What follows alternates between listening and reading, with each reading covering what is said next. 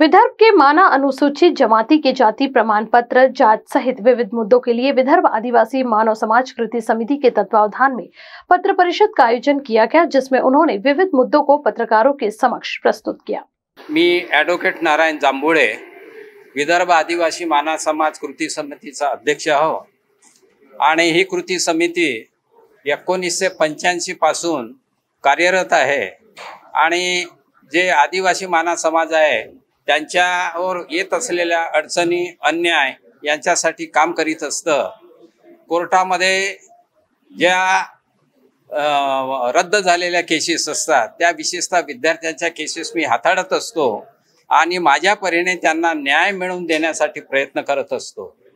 विशेषतः बऱ्याचदा कमिटीमध्ये समितीमध्ये जी प्रकरणे असतात तर विद्यार्थ्यांना त्यांची बाजू मांडता येत नाही, त्यावेळेस सुद्धा मी त्यांना सहकार्य करण्यासाठी समितीमध्ये उपस्थित राहतो वकील म्हणून।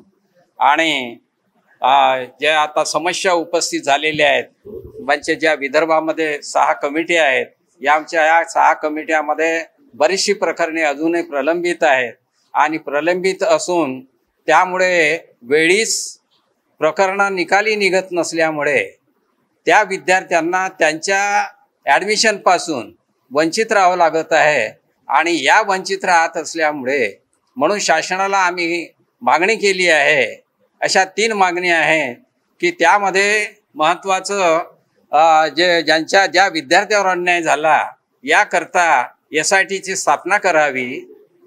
दुसरं, या महाराष्ट्र राज्यामध्ये आदिवासी जो विधिमंडळ सदस्य असतो आमदार त्यांनाच आदिवासी विकास मंत्री बनवतात, त्यामुळे एक बायस किंवा एक दोष त्यांच्यामध्ये असतोय की बऱ्याचशांना कुठेतरी अन्याय केला जातो आणि बायस माइंड ठेवून काम करतात। त्यामुळे माझी एक मागणी आहे, या कुठलंही येवो सरकार त्यांनी गैर आदिवासी जो आमदार असतो त्याला आदिवासी विकास मंत्री बनवावं, जेणेकरून तो सर्व आदिवासींना न्याय देईल। दुसरा असा की याचा अध्यक्ष जो आहे अनुसूचित जमाती प्रमाणपत्र पडताळणी समितीचं, यामध्ये आयएस झाले अधिकारी हेही आदिवासी आहेत आणि हे आदिवासी असून फक्त विशिष्ट आदिवासींना न्याय देतात, बाकीच्यांचे प्रकरण ते हाताळत नाहीत, तसेच ते कमिटीमध्ये कधी हजरही राहत नाहीत।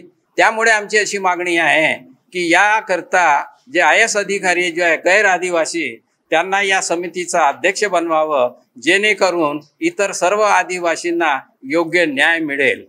नाही, आज जे विद्यार्थ्याची जे कोर्टात केस होती त्यामध्ये आता लागली, त्यांनी नोटीस इश्यू केलेलं आहे 2 आठवड्याचं, शासनाला उत्तर द्यावं लागतो, तर ते पुढचं 2 आठवड्यानंतर सुनावणीला येईल केस। शासनाला कमिटी आणि शासन समिती ज्यामध्ये पार्टी त्यांनी रद्द केलेलं असतं, प्रकरण रद्द केलेलं असतं, त्यांचा क्लेम जो असतो तो रद्द झालेला आहे, त्याकरता कमिटीला उत्तर द्यायला 2 आठवड्याची मुदत दिलेली आहे। काय सांगितलं कोर्टासमोर?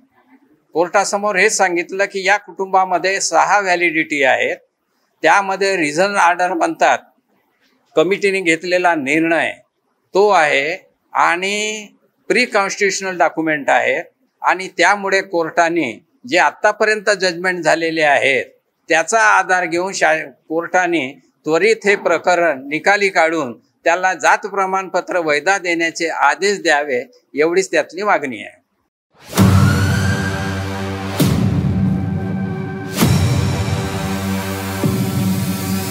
फॉर्चून एक दंत, आपके सपनों का घर। फॉर्चून इंफ्रा ग्रुप लेकर आए हैं आपके सपनों का घर।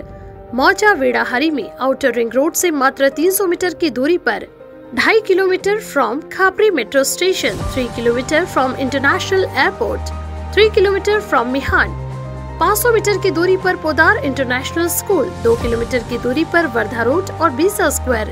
Special amenities, tree plantation, cement road, drainage line, sewerage line, water source, electrification, fencing to entire layout and many more facilities are available. 80% bank finance also available.